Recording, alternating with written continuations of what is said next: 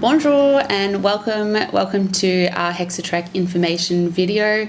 My name is Lauren and my partner Scott and I thru-hiked the Hexatrek in 2024, and boy did we learn a lot over our 127 days. And we're going to put some timestamps in the description below, so if there is something that you're specifically looking for, then head to the timestamps because we've got lots to talk about.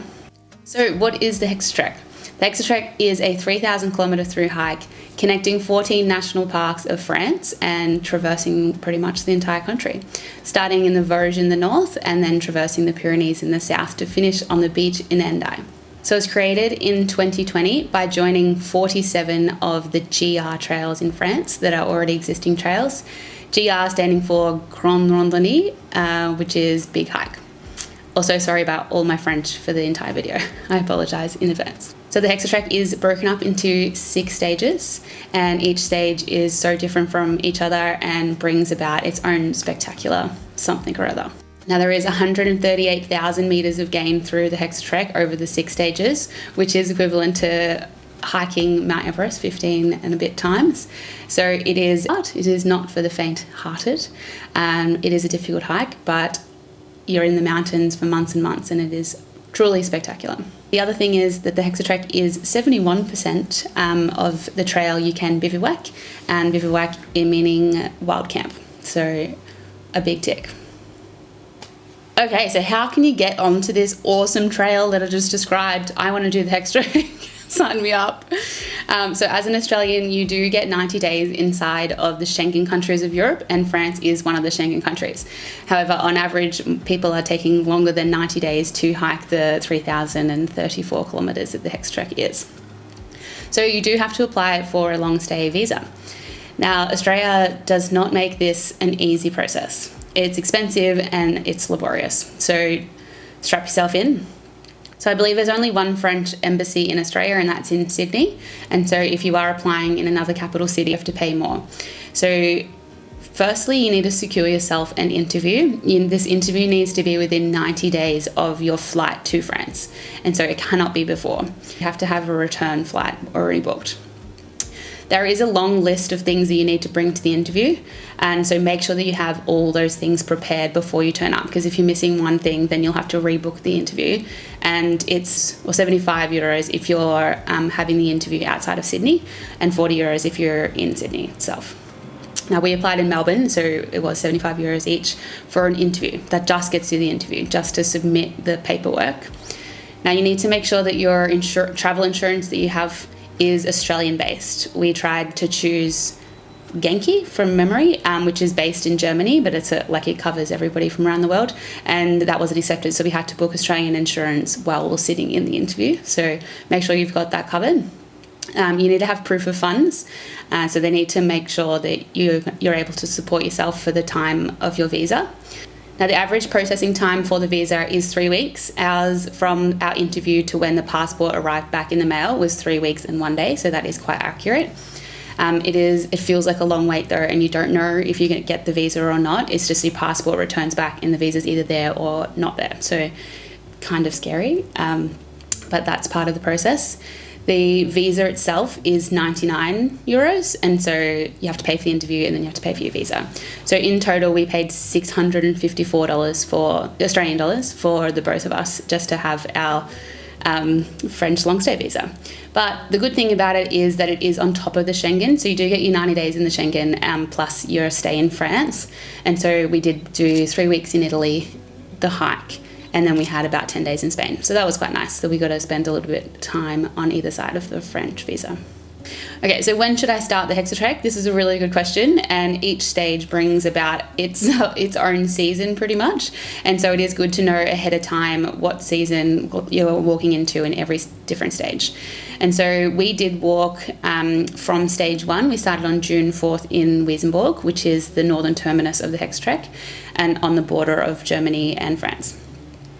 Now, stage 1 is in the Vosges and the Jura and the Doubs, and it's a beautiful, beautiful stage. It's actually Scott's favourite, so it was really, really nice. It's quite rainy. That's what I should say. It's quite rainy, but it's season. You could almost walk in any of the month and you'd be okay in that stage. Whereas stage 2 and 3 are the French Alps. And so obviously you're going to need to wait until the snow is melted to come in. It was record snowfall in 2024, and so it was a really long winter and the snow was still around by the time we'd made it into stage 2. So because of this, we actually flip-flopped. So we did stage 1, 4, 2, 3, 5 and 6 and ended on the beach, and a few other people from our year also did the flip-flop. So that just meant that we could walk into the Alps. We didn't have to carry snowshoes and ice picks and all the things that come along with walking in the snow. We also have no experience at all walking in the snow, so that was a good decision for us.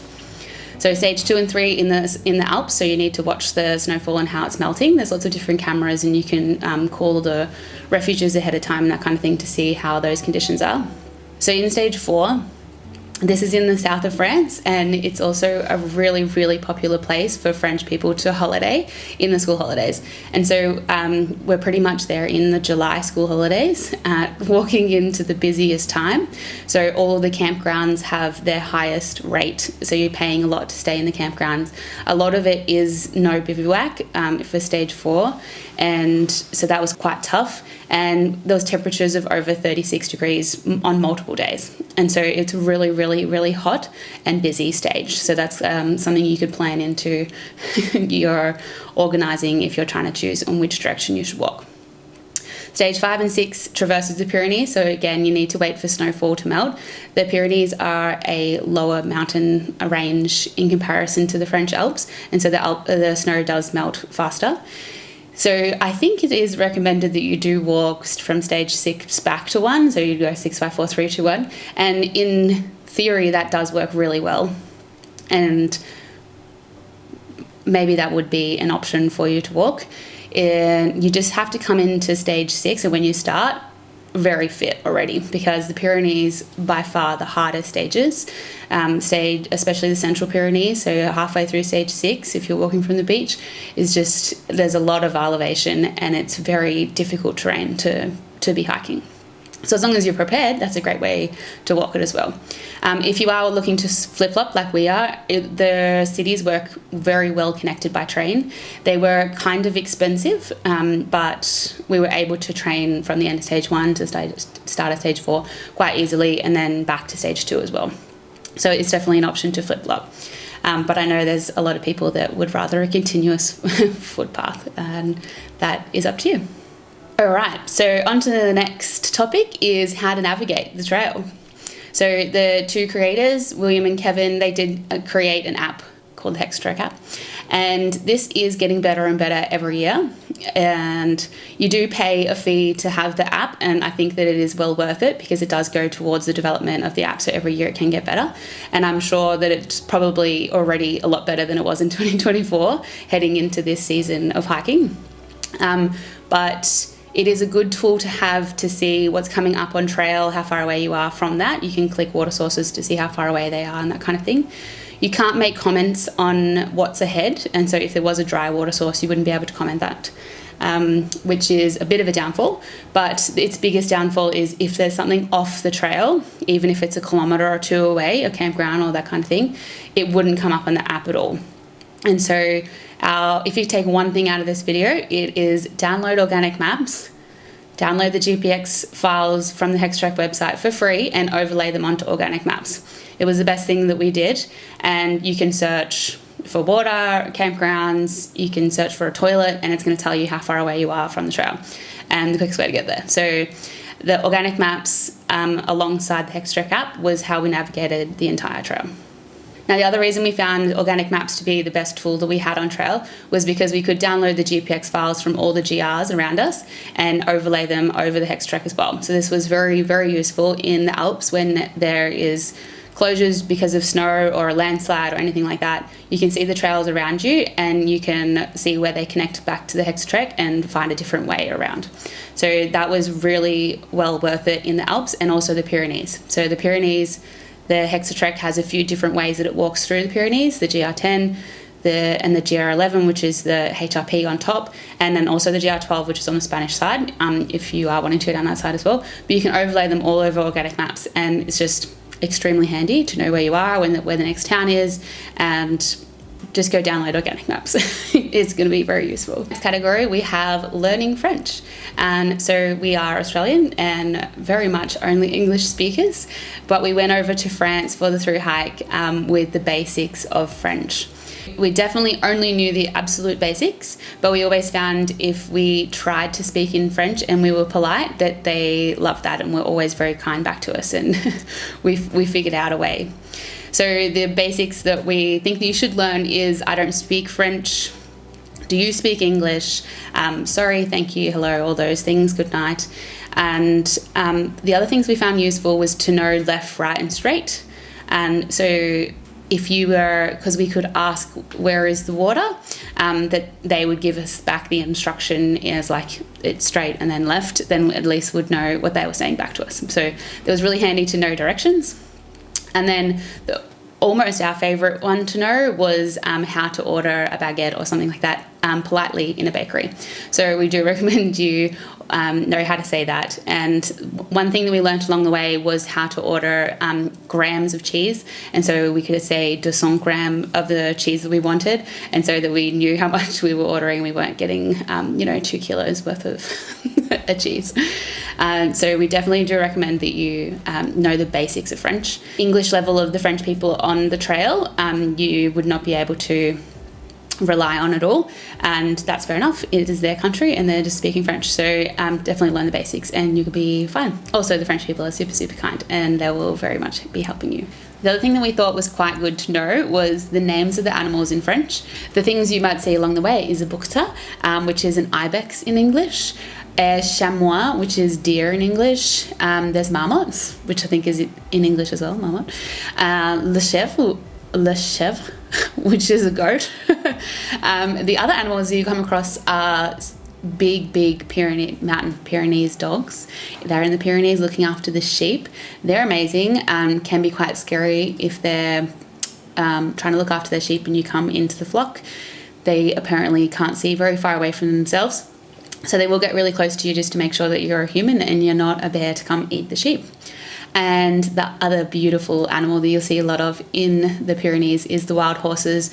Beautiful, they live up on the mountains, and it's just incredible to see big flocks of wild horses just roaming around. So there's some animals to look forward to on your hike. All right, my next topic is definitions of shelters that you'll come across. Okay, so we've got an auberge. Now, an auberge is food and where you can stay as well. So you can just eat an auberge, or you can have it included with where you're sleeping as well. And so there's a lot of them, especially in stage 1, that are farm places that will be on a farm where you can stay and eat there as well.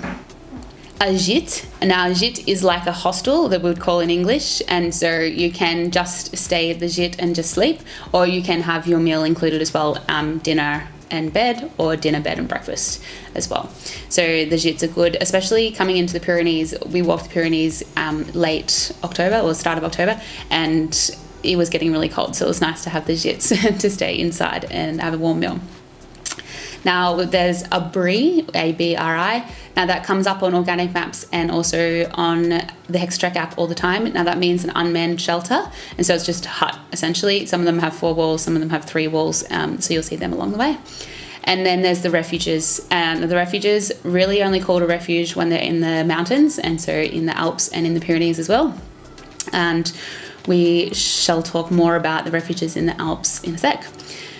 Now, the Vanois National Park, which is one of the national parks towards the end of stage 2, that one you cannot bivouac in at all. So you need to call ahead of time, call the refuges, see if you can get a booking for hopefully a day or 2 ahead. Now, we tried this. It was peak season by the time we'd come back from stage 4 into stage 2, and it was absolutely impossible to get a spot to even bivouac. So they only have permits for a small amount of people to bivouac at the refuges, and they all said no, we couldn't stay. So we actually ended up having to walk through the whole entire national park in one day just so that we could get through and camp on the other side. It's probably not super recommended to do that. It was a difficult day. It was one of our favourite. It was very, very beautiful, but it was a long and difficult day. Now, when you do come into the Vanois, you'll see a refuge called a refuge entre le lac. Now, he is very, very friendly to Hexatrekkers and will always let you bivouac there. So that's €5 and to bivouac, and he's got some horses and cows to keep you entertained all night. And he's just a super friendly guy, and so definitely recommend staying at that refuge before you head into the Vanois National Park. Now back to refuges.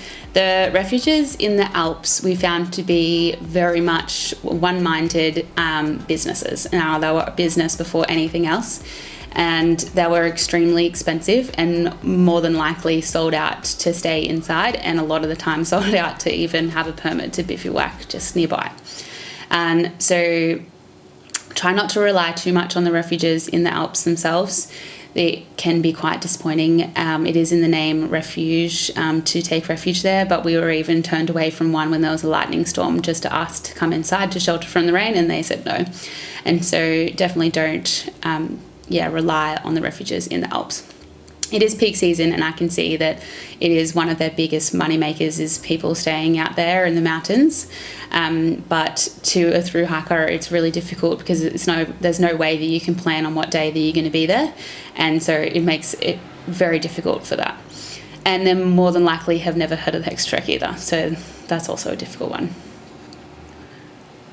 There's obviously ones that aren't like this at all, and they were super friendly, but we just found the majority in stage 2 and 3 just to be much more business focused, and they were looking after the people coming through the mountains.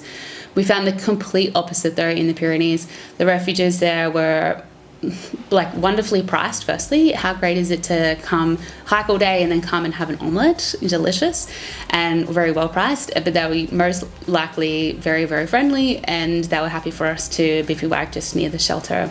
That was always just fine. The GR and thru hikers always have priority in the Pyrenees refuges as well, and so if there was a booking to come, then you would have priority over that, which I think is really cool, and maybe they'll also look into that, maybe not, but yeah, they definitely look forward to the Pyrenees refuges. The other thing though is that they do close, and they all have different closing times, but a lot of them have it on their website. You can call them or email them, but just towards the end of your hike, if you are walking 5 and 6 last, we were finding that campgrounds and refuges were closing we were getting there within 2 or 3 days of their closing date. And so just keep that in mind that they do have a strict closing time. Is when it's getting really cold and the snow's coming down quite heavy, that they're not going to be open anymore. So look ahead for that, and don't rely, if you are late in the season, you're not going to be able to rely that it's going to be open for you. Right, next topic is supermarkets. I love supermarket shopping, one of my favourite topics. Now, favourite supermarkets in France were Super Intermarché and Leclerc. Now, these are huge supermarkets, and you will literally find anything you want in there. And it's also where we found all our screw-top gas canisters. And so screw-top gas canisters seem to be not very popular in Europe as a whole. They're usually that other kind, camping gas, I don't know what the other kind is, but not with a screw top. And so it can be difficult to find that. If you do come across a Super Intermarché or an Leclerc, they often had them in the section that's not a supermarket. It's like Kmart meets Coles. It's in like the Kmart section. The other supermarkets you'll come across, Vival, Spar, Carrefour, Lidl, Aldi, B1, all these, they're all very cheap, huge. You can find everything you want. You just have to keep in mind that the supermarkets in the Alps and the Pyrenees are usually just very small, kind of almost more like a convenience store. You're not going to have any choices. So when you do come across a big store, I would try and stock up. Also, a quick hint, shop in Modane, because we did not do that, and we should have, because it's one of the biggest supermarkets you'll find in the entirety of the Alps in the mountains. So hint, write that in your notes, shop in Modane. Okay, for my next topic, we're going to talk about budgets and also SIM card. So we'll start with the SIM card. That was a little bit difficult for us. We actually started the trail by catching a train from Italy into Strasbourg and then straight to Wissembourg. And so we didn't really have time to sort a SIM card then beforehand. From what we heard on the trail, it's very easy if you do stop in Paris or in Strasbourg to go into Orange. which is a telco company in France, and get yourself a SIM card there. We tried to do that along the way without going to Orange. We purchased a SIM card from a post office kind of thing, and we had to submit lots of different things, and you can only have one SIM card per passport or something. It was kind of a crazy kind of setup. And so I think if you went into Orange, we would have had a different experience. But what we did was we actually got an eSIM from Arello. So it was unlimited data, and it included France. Actually, it pretty much included all the Schengen countries. So when we did cross into Switzerland or on the border of Italy and into Spain and that kind of thing, we were fine. Whereas a lot of other people's Orange SIM cards didn't work while they were in Switzerland. They had to turn their data roaming on. Okay, so for our eSIM, so completely unlimited, it was only 90 days though. That cost €100. So it was $160, but it was unlimited data, which was quite good. We watched some football and you used a lot of the data, but it was only 90 days. And so for the rest of the time, we were getting smaller eSIMs and swapping kind of companies and that kind of thing. It was kind of annoying. So we probably do recommend that you go into Orange and sort yourself out a SIM card before you start the trail, because that would probably be the wiser idea. Now, as for budget, we kept a very strict budget, well, kind of as in like we wrote everything down so we know exactly how much we spent, and it ended up being around 81 Australian dollars a day. Now, we do love to sleep in an Airbnb, and we do love a beer and a wine, and so it probably is on the higher end of most people's budget, but that was for 2 people. So 2 people, $80 a day for the time that we were hiking, so 127 days. So hopefully that helps a little bit for what you're planning. $1,000 a month is probably a good budget to start on. But obviously it does go as, how's your gear going? Did you have to buy any new kind of gear and that kind of. All of our gear stuck it out. If you do want to see what we carried on the trail, we did make a video of that already, so head to that video. That was everything we carried for the Hexatrek, and we didn't have to replace anything other than our shoes along the way. So at the end of stage 1, there is an awesome shop in Tonalabun, and so it's the start of stage 2, and they have like all the brands of shoes that you can look for, and if you need to replace any of your gear, then that's the shop that you need to go to. But otherwise, we didn't see any other shop that would sell ultras or speed goats or any of that kind of thing. We were able to get our Brooks Cascadiers on Amazon and just ship them ahead of us, as long as it was an eBay seller, an Amazon seller. I think that was the stipulation. Then we were able to send it to a post office and pick it up from there. So that wasn't too difficult. We did that 2 or 3 times. So that was pretty good. All right, next topic, favorites of all the things. So we had heard before we started that stage 1 had the best food and wine, and we just really didn't believe that to be true. And then we got there and realized that is very much true. So any food and drink that you come across in stage 1, take it there, because it kind of does get considerably worse as you walk through the Hexatrek. Stage 5 and 6 probably didn't have, actually the end of stage 6 had good food, but otherwise, yeah, lap it up in stage 1. Amazing white wine. If you're a Riesling person, it's incredible. All of the different departments, which is what we would call a state, had their own cheese, and so lap that up. Get all the different types of cheeses, all the different types of saucisson, which is like salami. Oh, so yum. And also great hiking food. The hard cheeses are going to last for ages. Some of our favourites include cheeses. So our favourite was Comte, and at 24 months we thought was the best. Beaufort, Abondance and Saint Félicien were some of our other favourite cheeses. Beaufort, amazing. You actually walk past the fromagerie that is making Beaufort at end of stage 2 and stop there, and they even go through the process of how they make it. Incredible. Mwah. Beautiful. Eat Beaufort. The pastries and bread almost the whole time were 10 out of 10, especially like stages 1 through to 3, stage 4 also amazing. But the croissants, even those like the pastries and the bread that they're making in stage 5 and 6 were not the same as what they were to begin with. And so eat as many croissants as possible, I reckon. That would be a really good recommendation. And also our favourite thing to buy at the patisserie is flan, like F-L-A-N, like in English we'd say flan. And oh my gosh, it's like a custard tart from Coles, but it's like less sugar and really delicious. So I would recommend some flan every time you see it. And now quickly, just some of our favourites from the whole trail. Pizza, Belfort, Bolcurie and Luz, burgers, Chamonix and Labastide. Oh boy, they were delicious. And our favourite brewery was in Riverville, which is like in the first week of stage 1.